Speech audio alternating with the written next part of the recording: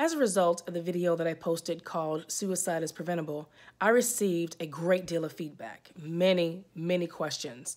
And I would like to take the time now to address the two categories. It seemed like many of the questions could fit neatly into two categories. One category was, how did we get here? How do we get to a place where suicide has become one of the most viable, I want to say resources, but one of the most viable methods of ending a very desperate situation or circumstances that cause such pain and such anguish? How do we get to the place where the way out was suicide to the magnitude that it has become? The other category, these questions in the other category centered around, what do we do? One person even said, what is a mechanism? How do we create a mechanism to not only put us in a position where we can best recognize when something isn't, quote, quite right, end quote, toward being able to understand or discern that someone may be contemplating something that could cause great harm or death? These two categories, to me, are at the heart of the matter. In the training guide that I created called Youth Battling Brokenness, I address this. The reason why I brought that up is this. Inside that training guide, I reference not just the statistics, but instances where children as young as 7 have not only contemplated suicide, not only come up with a plan to commit suicide, but have successfully done so. That's disheartening to hear. This is not a fun conversation to have. How do I have a conversation about suicide with my child who is not even 10 years old? How do we do that? We do that by not having the conversation about suicide. We do that by talking to our children. We do that by becoming the avenue that they utilize when they don't feel good, by being receptive just to listen.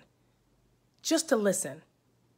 We don't have to reprimand and correct off rip. Listen. People pay money for people like me to listen. Listening is a free service. The people that they should come to are not available. That's where we start. We become available.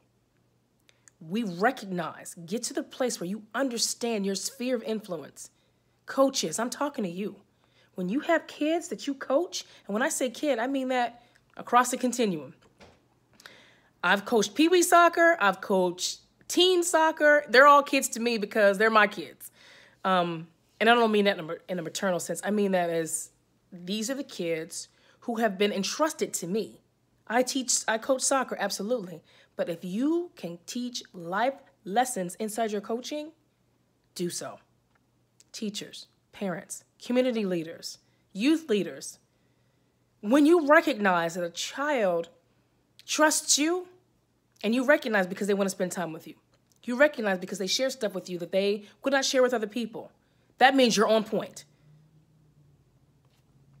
Whether you want to be or not, when a child chooses you, that's a high honor. Respect that. Be available. That's where we start. Don't have a conversation about suicide with a 5-year-old. Most 5-year-olds are very concrete. Don't do that.